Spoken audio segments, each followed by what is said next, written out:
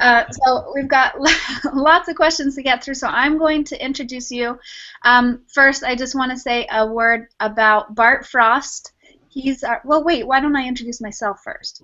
So I'm Jenica Davis-Hockett. I'm the Leadership Development Associate at the Unitarian Universalist Association, and Luminary Leaders is one of my projects and my passions, helping young people find their place in our association and in our world. And Bart Frost is the director of the Youth and Young Adult Ministries, and so he is here with us just to make sure we don't go off the deep end, right, Bart? Pretty much, yeah. And Caleb Lehman is our luminary leader who is going to be our interviewer today, and so I really appreciate Caleb for being able to step forward and do this awesome task for us. Is there anything you'd like to introduce about yourself, Caleb? Okay. Hi, my name's Caleb. I've been a UU since 3rd grade. I used to live in Ohio, but then I moved to north of Chicago a little bit, and coming to freshman year of high school. I'm a junior now, and I went to Midwest Leadership School over last summer, which is a UU summer camp, and it was really inspiring, and I've been doing a lot of work within my local UU community, so that's a lot of fun. And here I am. Wonderful, Caleb. And so Caleb is going to introduce Jim and Peter, and Bart and I are just going to fade into the background. All right. Okay, so this is Reverend Peter Morales, and he is the Unitarian Universalist Association president. Very cool to have him here today. Thank you so much for coming. And this is also Jim Key, who is the UUA moderator. And let's have you two introduce yourselves a little bit. Peter, would you like to introduce yourself, please? Sure. So I'm Peter Morales. I'm president of the UUA and have been for 5.5 years. That's enough for now.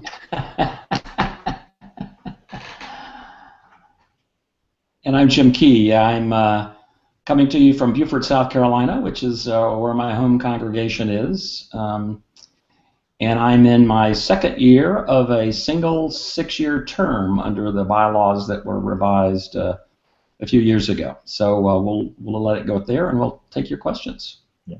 Okay. All right. So my first question is for Peter from Andrea in Pennsylvania. And what steps did you take with education and career to lead you to be the president of the UUA? Well, first of all, it was never my ambition to be president of the UUA, so it wasn't like I had this goal in mind and then aimed at the presidency. I did a number of things. In retrospect, they were excellent preparation. Of course, the most important one is being a minister of a large congregation in the UUA. But I did a number of things beforehand that in retrospect are terrifically important. One was I spent 11 years in journalism in Oregon. And before that, I worked actually in government in the state of California. And all of those things gave me experience in large organizations, overseeing field operations, and work with with communication, the having to frame stories and do all of that. In retrospect, is excellent preparation. Very cool. Very impressive. Okay, second question for you, Jim, is from Samantha Burden in Wisconsin. Jim, what does being a UUA moderator entail? Meetings, who do you meet with? Well, I like to tell people I have 3 roles. The Trinitarian construct is kind of interesting anyway. So the most visible role is presiding over General Assemblies, once a year in June, and managing the business meetings. And that takes a lot of time leading up to it. But most of my time is served as chair of the Board of Trustees, which is presiding over those meetings face-to-face 4 times a year, and half dozen phone meetings, video conference meetings between face-to-face meetings in Boston or wherever GA is. And then the last one that is probably the least visible is Chief Governance Officer, which is driving the policy framework that grounds our work. So those are the 3 roles that I have, and I'll just say, to sort of piggyback on Peter, I didn't have any ambition for the role, but leadership in both congregational and district life led me to say yes when someone suggested I might apply. And my business background is with a large firm, IBM, and in the last 10 years of that, it was involved with governance and risk management, which is what I think helped prepare me for the role. And I also used that on the audit committee of the UUA, which was the leadership role I had immediately preceding becoming moderator. Very interesting. So, what are some of the things that are decided and discussed during your trustee board meetings? Well, we have an agenda that we begin to work on one agenda for the next meeting when a meeting we just finished a meeting last week, and I'm working on the March agenda, which and we'll be meeting in Alabama in the Living Legacy connection to the 50th anniversary of the March on Selma. So that's exciting. But the typical deal is we set up the agenda and we have working groups. All of the trustees serve on at least a couple of working groups, and those working groups, like emerging congregations and reimagining governance. Of course, finance is a committee, but it also acts like a working group that looks at budgets and revenue and those sorts of things. A boundaries working group, an inclusion working group. So between board meetings, those working groups are meeting, and I'm getting input from them to schedule what their times are on the meeting. We're trying to compress our board meeting time. Our last board meeting was a day shorter than usual, so rather than 3 full days, it's now 2 full days, and then we wrap up on Sunday morning. So we focus on business items, either things that come to us through our linkage work, through our connection to congregations and individual Unitarians and Universalists, but also in response to the administration and the board working together. We have several areas of focus, but we're working to reduce both the number of policies we have and the time and process it takes for the administration to respond to those. We're trying to make that more efficient. I think the overarching thing for the last year and a half has been to, as boards before us have tried to do and have worked hard to do, is make our process more democratic, more voices, both as delegates to our business meetings at General Assembly and otherwise making that delegate body more diverse. So I can answer that a little more with a little more specificity as we get later into the conversation. But that's what we do at the board meetings. We're approving policies, we're monitoring policies, we're thinking generatively the deep issues of our faith, how to grow it, how to be more inclusive for youth and young adults. The big questions that I think any religious, particularly progressive religious body, should be exploring these days. I might add that if anyone is so inclined, they can go on UUA.org and look at the agendas of the Board of Trustees and all the background material that the board is getting prior to their meetings. Okay. That might scare you. Yeah, and we're live streaming it, so you could spend. We probably won't live stream in Alabama because of the site, but we're in Boston. You can sit and watch us for days. Wow, that's awesome. Isn't that? Yeah, that's actually really cool. I didn't know that. I invite everyone to ask questions using the question applet, and then I think I'll look at them periodically. So yeah, you guys can do that to follow up. Okay, now I have a question for Peter. Rhea from Oklahoma City asks, what is it like for you to be the first Hispanic UUA president? It's a fascinating question, and a good one, because I don't know what is the first Hispanic president. So, but one of the things I think my personal background, which is I was born in San Antonio, and actually my family spoke Spanish at home, so I actually spoke Spanish before I spoke English. Although my Spanish gets a little rusty from time to time, and you would necessarily know it now. And I've lived in Peru and in Spain, and so I think experience, we're all products of our life experience. It has given me a different kind of cross-cultural perspective on a number of things. And I think that's influenced our international work. It has certainly influenced my leadership on the issue of immigration as a moral issue in our faith, and my passion around supporting the new program we have in collaboration with the Service Committee, the College of Social Justice, because I really believe in the importance of getting those cross-cultural experiences, especially earlier in life, because they're life-changing. So I think my own personal background has certainly influenced that quite a bit. Yeah, I spent a few years in India in my early childhood, and I can definitely tell you that that whole other perspective is really helpful for life, and changes who you are. Well, let me add that my predecessor was Bill Schultz, who was the first African American president, and so there's this symbolic values. On the one hand, always aspired to be diverse and is open intellectually to diversity, but in fact isn't and has not been very diverse.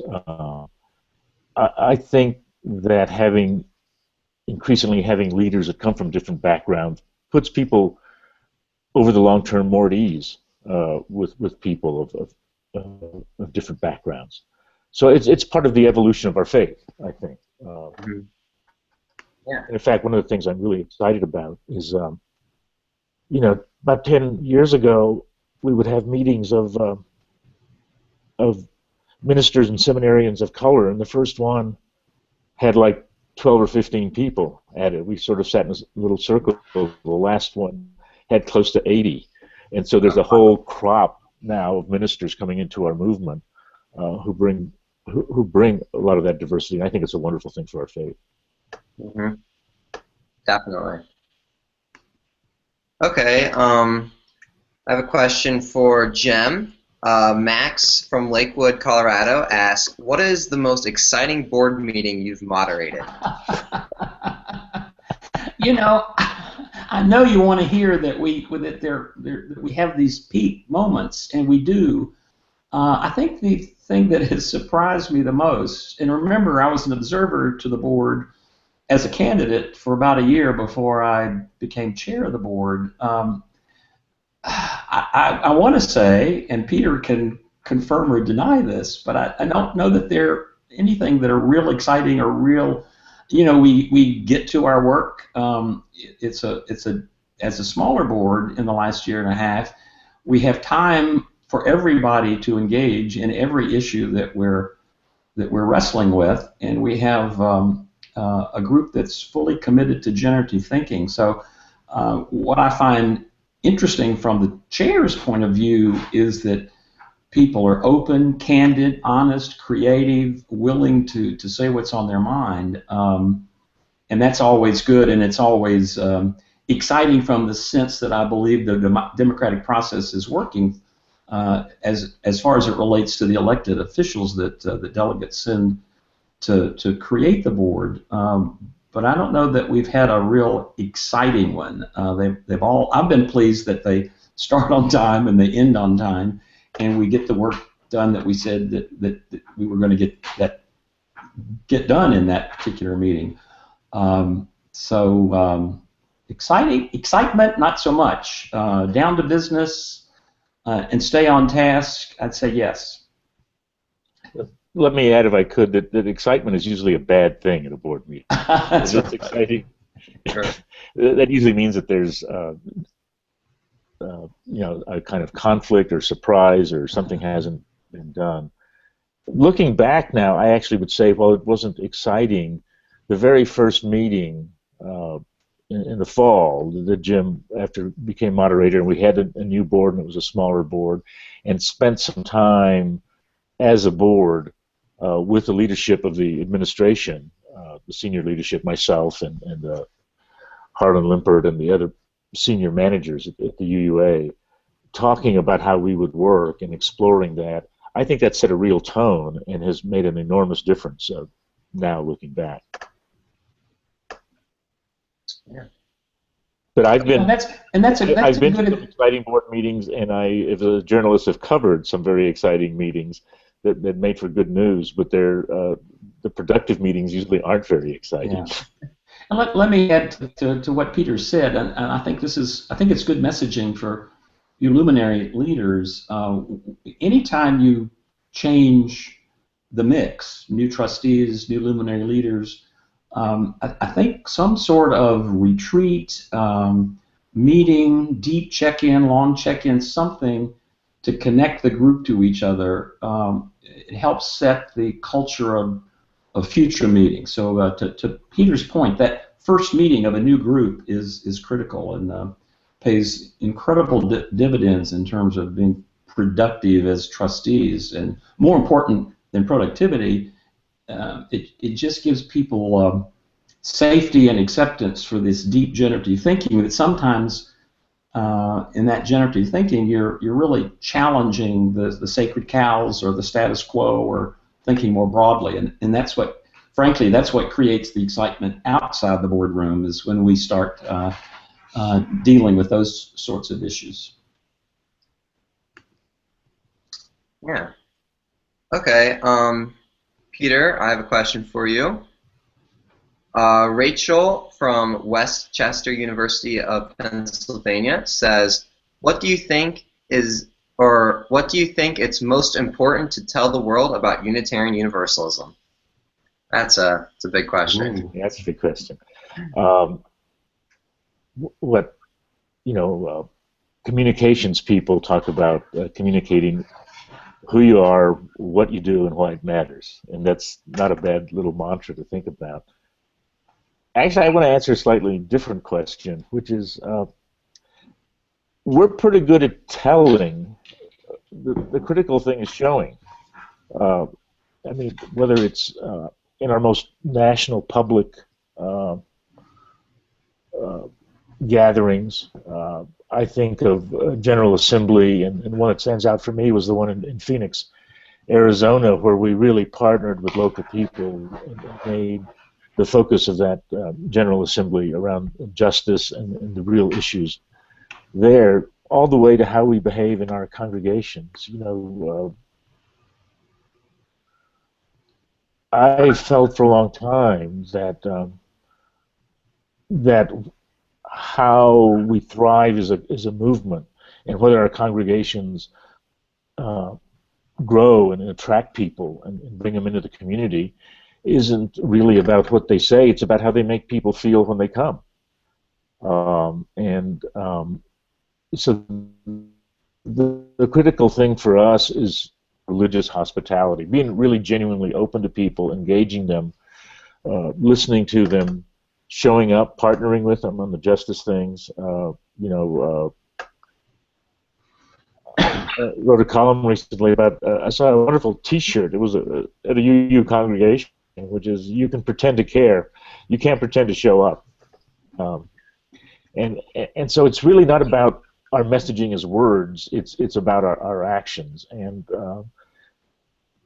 I've seen some wonderful stuff happening around that. I mean, I look at the the whole yellow shirt phenomenon, the Standing on the Side of Love campaign. I think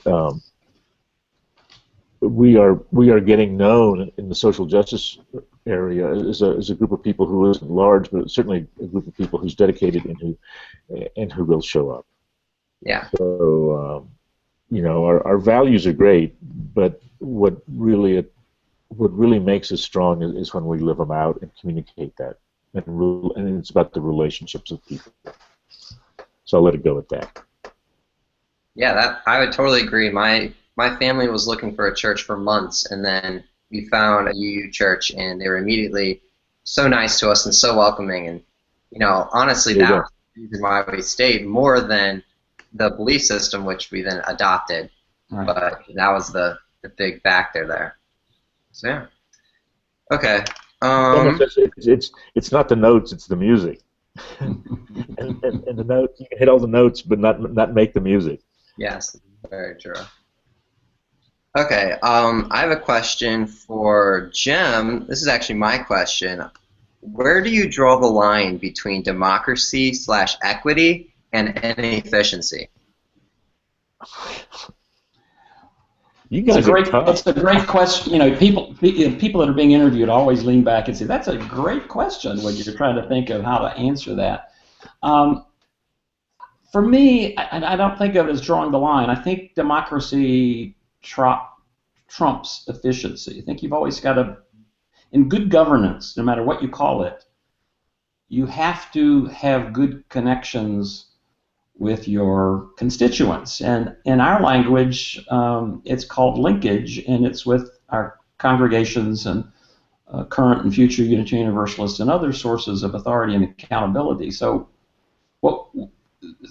I think that's not always terribly efficient to gather those inputs, those where people want you to focus or what their passions are. So it's the piece that I spend the most time working directly on and worrying about, because frankly, we espouse through our fifth principle the democratic process, and yet too few of our congregations are really proactive at getting delegates to either General Assembly in person or offline delegates. They don't typically, not many of them support delegates financially. Too few of them focus on youth and young adults, frankly, and we've got some things we're working on to hopefully change that. But so the democratic process, for me personally, and I think for most of the trustees, is the preeminent effort we spend trying to get to the right voices, hear them, react to them, and communicate in such a way that people believe we're moving forward towards what we all hope will be the beloved community, and our other vision statements, we call them global ends and shared vision. But so I don't think we get there as quickly as we could, unless we continue to work on the democratic process and get those voices voting and opining and learning what the issues are. So I could say more about that, but let me leave that there. Okay. Now, let me add something, because it's been something that's been on my mind for many years, is that a mistake UUs make, and I see us making it in congregations all the time, is we think that because we've taken a vote, we've been democratic. Mm-hmm. Right. And it's, in fact, almost never the case, even within a congregation. So democracy is ultimately about knowing and doing the will of the people.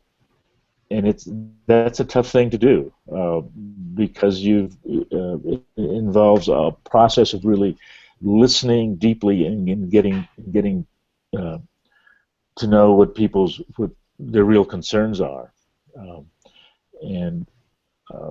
So I'll leave it at that. Well, I can't help but jump in, and because it comes back to what Peter was inferring, and it's listening, it's relationship building, and it's one of the things. As the moderator, I have formal roles, but I try to spend my time between meetings going to as many congregations, as many groups that are coming together to sort of mine that opinion and what's what's going on, and it certainly shapes what I bring back to the board the next time. So it's communicating out, but receiving input back. So that's a key part of the democratic process, I think. Mm-hmm. Yep, I totally agree. So I don't focus much on the efficiency, I guess, to come back to your original question. Yeah, like it's a sacrifice you have to make, because otherwise you risk not doing what the people really want, and that's just not something that you can risk. Right. Tyranny is efficient. That's right. Tyranny is efficient. Yeah. Okay. So I have a question for Peter. What distinction, if any, do you make between identifying as a spiritual person versus a religious one?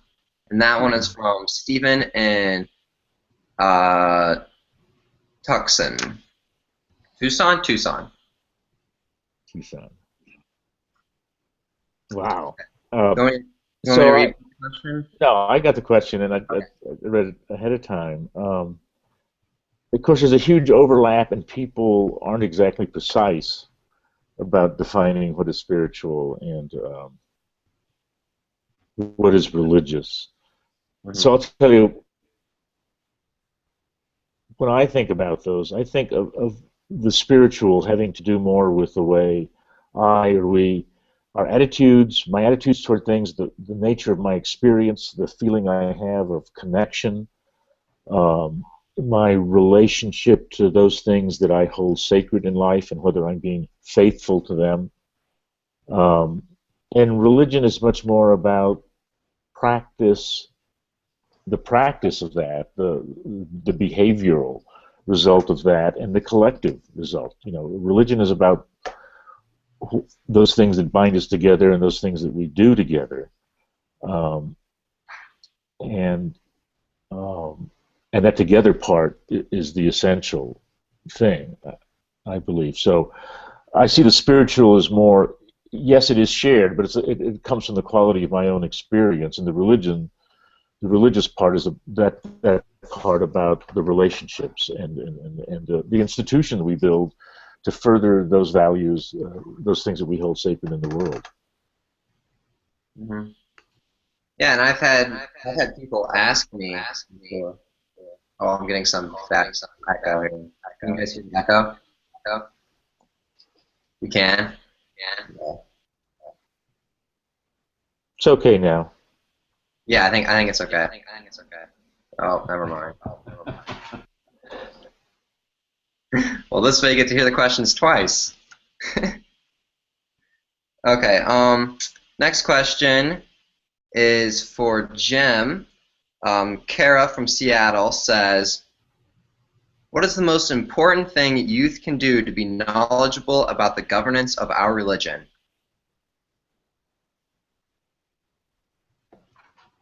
Well, I think that this is one way, certainly. I think that there are lots of opportunities. Peter alluded to it. We try to be transparent in what we do. So the board package goes on the UUA website hopefully 2 weeks before. Some of the final documents are a week before.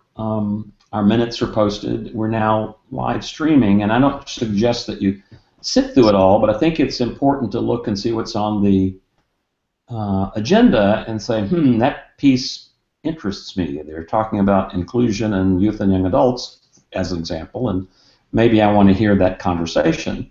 And if you can't do that when it's live, then the live stream is available later, as is the audio recording. That's not a very exciting way to keep up, but it's one way. And the other way are the usual communications, social media more and more.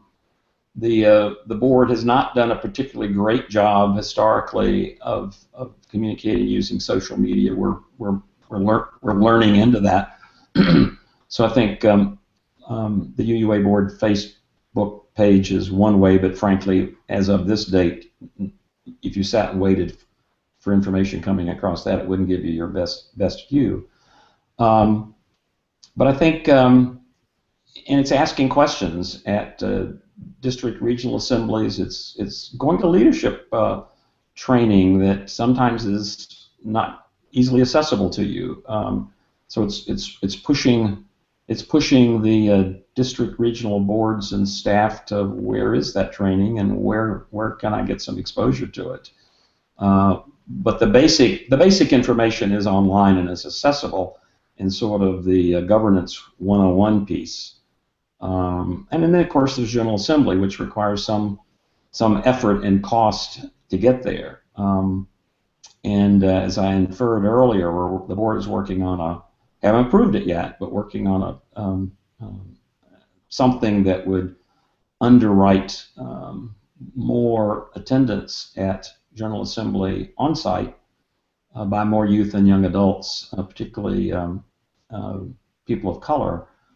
So we've got some things working that hopefully over time will expose more youth and young adults and others, frankly, to our democratic process and how the governance structure works. When you raise the issue of governance, it doesn't make a whole lot of hearts go pitter-patter. It seems pretty benign. I would argue, and of course, understand this is self-serving. I'm a consultant in governance, so I make a living outside of this volunteer role, advising people on governance. But in the religious context, governance is the enabler of our dreams, our hopes, our wishes, and when done well, really moves us further along that continuum of our vision. And so I would ask, particularly you luminary leaders, to really probe us in terms of how's that working and moving us along that line. And so I commend you for scheduling this today and getting some insight, at least through me, from the governance side. So let me leave it there. That's rambling on too much. Okay. So I have a follow-up question. So let's say someone does look into or watch the live video of the meetings, and they find something they're interested in. How would they be able to like give input on that, or if there is a way? Today it's pretty old school. Send an email to me or one of the trustees, but preferably to me. What we're working on now, and we're not very far down this line, but I hope working with our IT director and under the new website design to see if we can add something that allows us to do our linkage work to be more interactive, to gather, sort of like a blog would work today in terms of gathering information regarding some item that is on the board agenda that you want to chime in on, or after the fact do some surveying, not just SurveyMonkey types of surveying, but some sort of narrative. That's very early in the formative stages, but I think I believe we need to be more interactive pre and post board meetings on how it's sort of like gaining the sort of a heat map on how people are responding before and after something that's being discussed, and over time, presumably, it will help inform the board of where we're headed in the right direction or the wrong direction. And the downside of that was you're going to get hopefully a fair amount of conversation, and you've got to synthesize that to distill the key parts out of it. But that's one way. Okay. All right. I have a question for Peter. Youth and young adults often see ministers get arrested. I was wondering if you had any suggestions about how to voice opinions without being arrested. Don't get arrested. That's the short answer. And you say you often see it. That's because it gets play, and that's why it's been done. But in 5.5 years, I've been arrested twice. It was very orchestrated, and it's a way that once in a great while, when there's a huge issue, when I was arrested once with a number of other ministers, and the other time with ministers and members of Congress in Washington, D.C. And very honestly, what I meant by don't do it is the consequences for me of getting arrested in an organized civil disobedience thing, and the one in Washington, the police were expecting it. It was kind of a kabuki dance. The consequences for me are very different than they are for a young person whose prospects in jobs and in education can be very affected by that. So that's one of the worries that I and others have about that is younger people thinking, oh, this is the way to do something. It would only in the most extreme kind of circumstances should a young person risk it. And there are lots and lots and lots of other ways to get involved. Just standing on the side of love campaigns look at what's happened around climate change.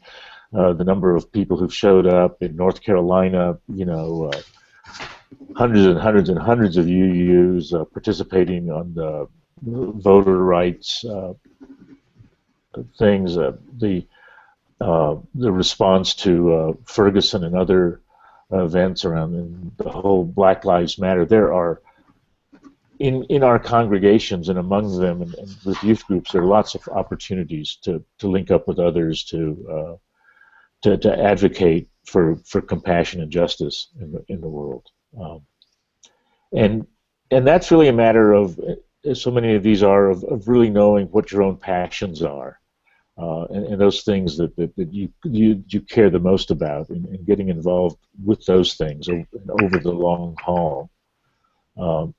Once in a while it's significant and important to have these public witness events, changing a culture and changing institutions is a day-to-day, week-to-week slog. It's about being advocates at your schools. It's about being advocates at school boards and in local government about making ours a better society. Yeah. Okay. I have a question from the live questions right now.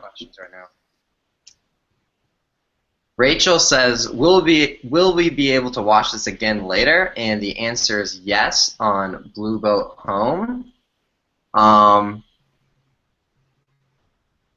the Blue Boat blog. Yeah, so you can watch it there. Okay.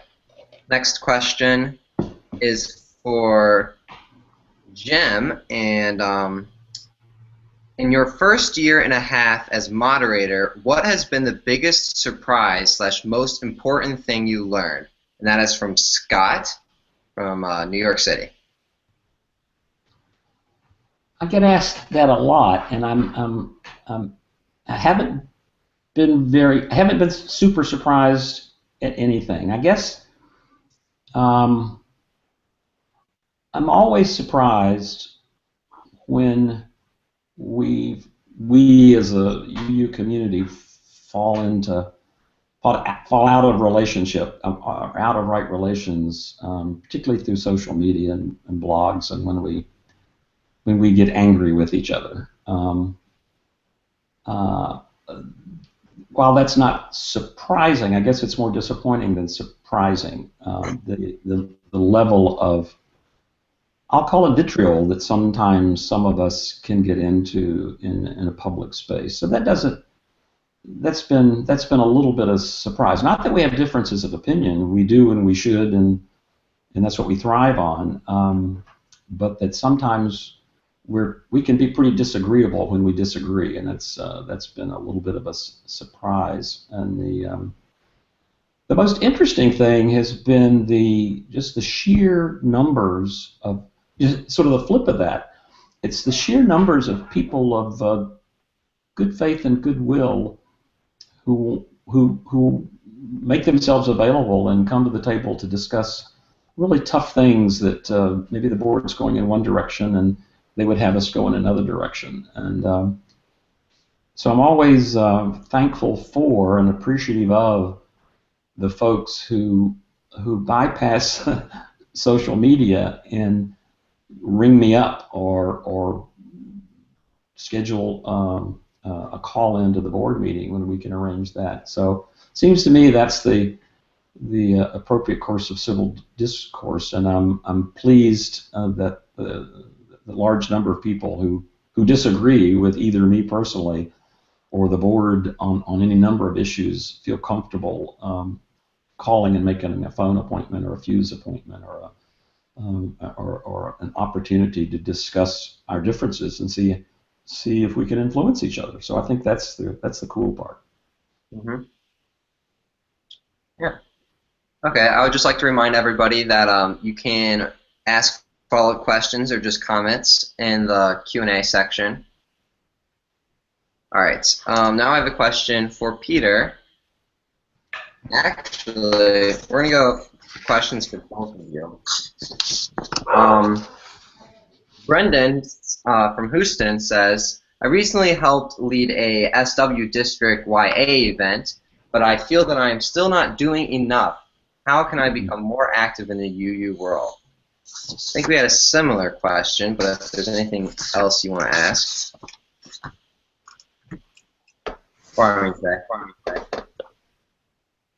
What will keep people involved over the long haul is if they really, part of it begins with reflection. I mean, if you do something out of a sense of duty that you don't like doing, it's not going to sustain you, and you're going to give up on it for a while. So I think the real thing is to know what we're passionate about, deeply passionate about, and then to talk with friends, and for young people to talk with adults who share that commitment to that issue, and then the opportunities will simply emerge. There's no shortage of opportunities of ways to get involved. The other thing that I think is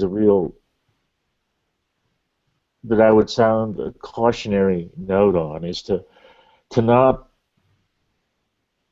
lose touch with what was the spiritual foundation of that involvement, the real moral core of that involvement.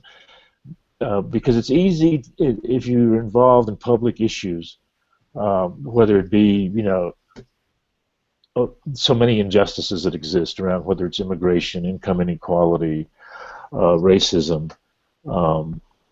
It's easy to become bitter. It's easy to become burned out. And that'll happen when we don't take the time sort of to come together with other activists and to touch that base again of what it is that got us involved in those things that we're involved in. So there's not to lose that kind of moral, spiritual component of the involvement. Mm-hmm. Okay. Do we have time for another question, or should we start wrapping up? This is Jenica here. Let's ask that last question, and then we'll still have about 5 to 7 minutes for questions in the Q&A. Okay. So, last question. Olivia from California says, what is your plan for reaching out to youth and further incorporating their voice in the progression of the association? And either and both of you could answer that. Well, let me start with the governance side, because clearly governance done well is engaging all of its constituents, and youth and young adults are certainly a part of an important constituent and a part of our sources of authority and accountability in governance speak. So I think number one, we have to do better, and number two, what we're currently working on are some opportunities at this GA and following GAs for people that are on site. Back to some of the interactive things that I suggested or foreshadowed earlier. And then I think, Bart's new in his role, and he and I have had a couple of phone conversations, and I was in Boston last week. I think his office can help influence the board. We're currently working on the youth trustee and the youth observer position, how that might be improve either the selection process and the support we give. So I think there are a whole number of structure issues that the board needs to be focused on and is, and a part of that is working through Bart's office to figure out what will work best. I think, plus the fact that we have, I like to add, there's 16 committees of the board and of the GA that need to be sourced, and all of those are charged through the nominating committee or the appointments committee to be inclusive and to seek out youth and young adult leaders. And so some of that is figuring out a better process than we've had to date of making your interests known. To our last question about what more can you do, and I agree with Peter, be careful what you wish for, but there are ways to serve in leadership that I think that we can facilitate. That's a fairly rambling and general response, but I think it's a focus of the board. We have a working group focused on it, and we have work to do. Okay. All right. I have a follow-up question from Rachel. It says, Can I chime in? Yeah. Previous one, and that is one of the things that concerns me, and I think newer technology gives us new possibilities in this, is not to think that we've gotten input when we haven't gotten it, and having one youth person on a big committee is not necessarily giving us the kind of depth that we need. I worry more about really getting the kind of input you'd get from knowing people deeply, or maybe a really good, well-done focus group of youth where you could explore issues at some length and get some nuance to that. That's what it's the deeper work of linkage in one way. It's really knowing in some depth, and with a population that is in a culture that's changing so fast, that's a real challenge for us. And one of the things that keeps me up at night is that there's a real temptation there to have token representation that doesn't really get at deeper issues and deeper concerns. Mm-hmm. Okay. Ray, what is one of the biggest topics that the board has discussed in the past year? Well, there's a long list of them, frankly. We have the inclusion working group, which is looking at some of the issues that Peter and I just addressed. We have the boundaries working group that's looking at the past processes of clergy misconduct and working with the MFC, the Ministerial Fellowship Committee, on how to improve processes and learn from some of our other progressive religious institutions. We have the Reimagining Governance group that's continuing in the examination of what's the right level of governance. What's it's the Goldilocks thing. Governance there's a cost of governance, and you want to make sure that it's totally connected to your sources through the linkage, or robust linkage, and then make it just right. So we've done the first piece. We've got a smaller board. Many of the regions, many of the districts are shrinking into regions and reducing both the number of people on boards and whether they even in fact have boards. And what I alluded to earlier, making our delegate body both more representative, more inclusive, better supported by our congregations, and more accountable is sort of the current focus. And then the governance process itself. When I came on the board, we had 350 policies that we asked Peter to respond to on a periodic basis.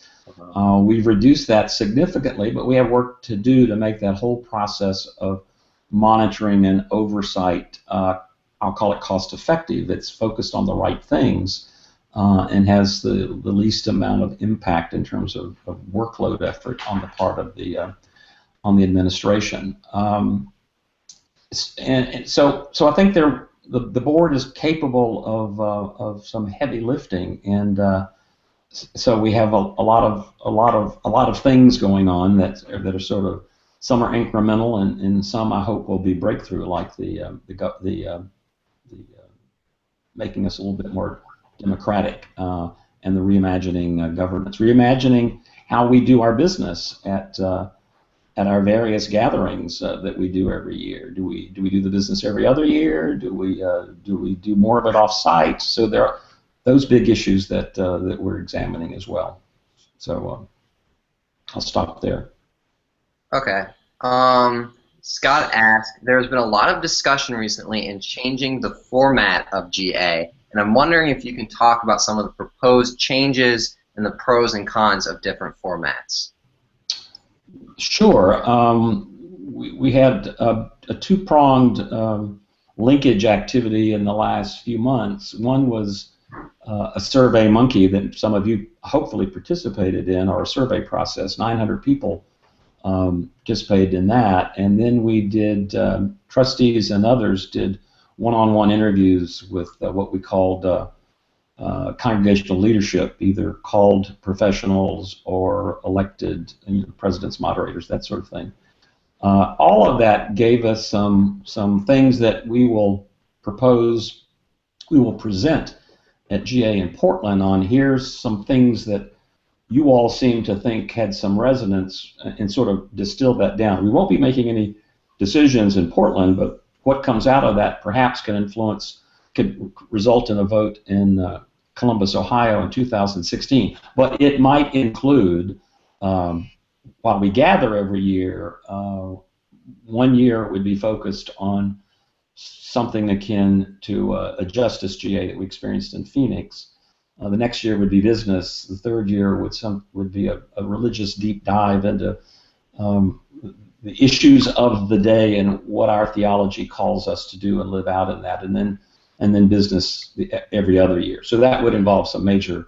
So the pros would be that we shrink the amount of effort and time spent on governance, voting on things, and increase the time and focus that we have on how do we live out our faith. And then, so the cons to that would slow down if you were only doing major changes every other year. It might slow down some responses to some issues. And there'll be, I see that our time is getting constrained, so I won't go further, but that will be presented at General Assembly in Portland, and you can see the results of those surveys. Bart and I can get those up on Blue Boat if you want to see the data that came back from that. Okay. I think we have one more. Just a sec. What does regionalization mean to youth and youth associations? Is that directed at me? That's Well, who are you directing at? Let me jump in. Okay. Part of it is the term regionalization, and I was one who used it early on some years back, is a frustrating term because what we're really talking about here is getting rid of structures that don't work very well so that we can be more effective. And so from the staff side, and that means people who are out in the field working with congregations, working with youth, as many of them do. It's given us a lot of flexibility and an ability to specialize in ways when we had teams across a whole region as opposed to each district having its own individual staff. The results, that seems kind of like boring organizational stuff, but it's an attempt. The reason for doing all of this is to be more agile and more sensitive, and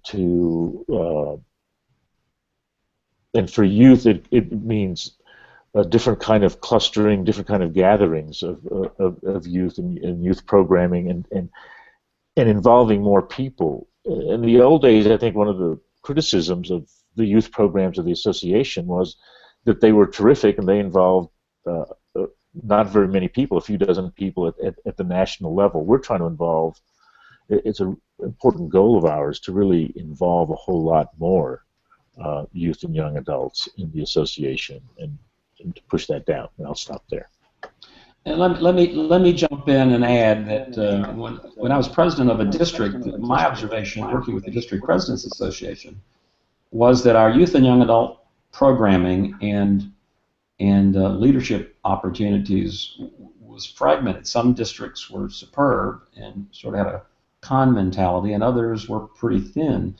So I think the regionalization that Peter speaks to, first with the staff, and that's been done for some time, gives us an opportunity for much richer programming that can be offered, particularly I'm thinking of a congregation like my own, which is relatively small at 100 people, and it gives exposure to the youth and smaller congregations, clustering events that the regional staff is promoting. So I think it gives us an opportunity for richer programming and more participation by more people once we live into it.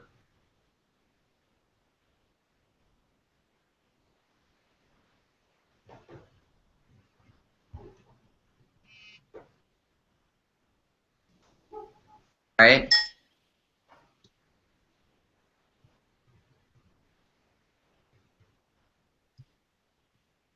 Okay, I'll just go for it. So thank you everybody for coming. Thank you so much, Jim and Peter. This has been super interesting, really insightful for me, and I'm sure for the other youth. And it's a huge privilege for us, and I'm really thankful that you guys took the time out of your weekend to do this for us. So thank you very much. Thank you. We should do it again. Yeah, next year. Let me throw out an idea. I would love to flip the format. Okay. I'd love for us to be able to ask you guys questions and listen. Oh yeah, I would love that too. That'd be awesome. And let me again piggyback on Peter. The board is planning a workshop at General Assembly to hearing youth and young adult voices, and the whole purpose is to listen rather than speak. So there was a meeting on that just 2 days ago, so that's taking shape. So look for that in the preliminary agenda. Okay. Okay. So this will be posted on the Blue Boat blog, which I'll put a link in the Luminary Leaders Facebook page too. And we'll also add links and resources for everything that Peter and Jim answered today. Cool. So thank you all very, very much for attending, and we'll let you know when that flipped conversation is going to happen too. Very good. Thank you, everyone.